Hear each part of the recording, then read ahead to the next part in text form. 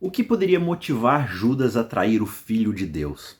As teorias dos estudiosos são as mais diversas possíveis. Muitos apontam um suposto radicalismo político por parte de Judas. Talvez ele tenha sido desencantado pela postura de não violência de Cristo.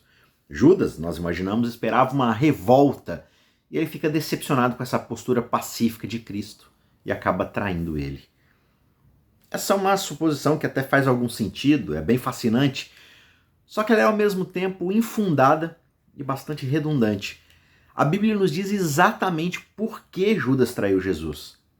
A Bíblia diz que um dos 12, chamado Judas Iscariote, foi falar com os principais sacerdotes. Ele disse: "Quanto me pagarão para que eu o entregue a vocês?" E pagaram-lhe 30 moedas de prata. E desse momento em diante, Judas buscava uma ocasião para entregar Jesus. Mateus 26, 14 a 16. Judas amava o dinheiro. João 12,6 diz com toda clareza: ele era um ladrão. Se isso não soa suficientemente sensacional como um motivo, talvez nós tenhamos entendido mal os ensinamentos de Cristo sobre o dinheiro, inclusive. De acordo com Jesus, ou nós servimos a Deus, ou servimos a Mamon, que é, no caso, as riquezas desse mundo. Ou nós olhamos ao Deus vivo e o buscamos como a grande fonte da nossa vida, ou vamos atrás simplesmente dos recursos desse mundo como a solução final para os nossos problemas. Naturalmente, com o julgamento final chegando, a gente seria meio que tolo, estúpido em perseguir simplesmente uma abundância de posses como o objetivo final da nossa vida. Só que acontece que nós somos todos tolos por natureza. Os nossos corações são tolos e eles são revelados pelos nossos investimentos insensatos apenas nos tesouros terrenos, sem pensar no futuro eterno. Portanto, por mais louco que seja colocar um preço no Filho de Deus de 30 moedas de prata, esse é precisamente o motivo pela qual nós devemos esperar exatamente essa postura de Judas. Só que qual que é o significado desse preço de 30 moedas de prata? Séculos antes, o profeta Zacarias havia recebido exatamente 30 moedas de prata.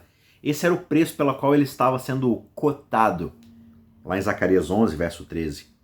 Embora ele tivesse considerado isso um bom preço, é bem provável que ele tenha falado isso de forma irônica.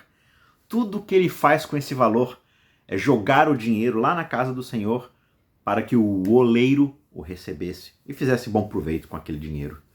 Os seus sentimentos são, de fato, compreensíveis quando nós lembramos do significado legal de 30 moedas de prata. Lá em Êxodo 21, existem regras relativas à criação de animais perigosos. Se você tiver sido negligente e deixar sair um boi e esse boi matar um servo de alguém, então a sua própria vida está perdida. Você deve pagar, você deve morrer para poder, compensar a morte do servo. Mas você pode redimir a sua própria vida, você pode se redimir da morte pagando 30 moedas de prata. Ao fazer isso, você, o culpado, é redimido e o servo é cotado e valorizado dentro dessas 30 moedas de prata. Portanto, 30 moedas de prata são o valor atribuído à vida de um servo, de um escravo. Ou seja, é um preço ofensivamente baixo para um profeta e proporciona a redenção para um pecador que matar um escravo. Em tudo isso, nós vemos como é apropriado que esta tenha sido exatamente a quantia de dinheiro paga a Judas pelo sangue de Jesus. Jesus é o servo do Senhor e ele é morto por homens bestiais, animalescos e selvagens. Ele é o profeta, mal compreendido e subvalorizado pelo seu próprio povo, mas é valorizado pelo oleiro, que faz bom proveito, digamos assim, da sua morte. E ele é o preço de resgate oferecido por nós, os culpados.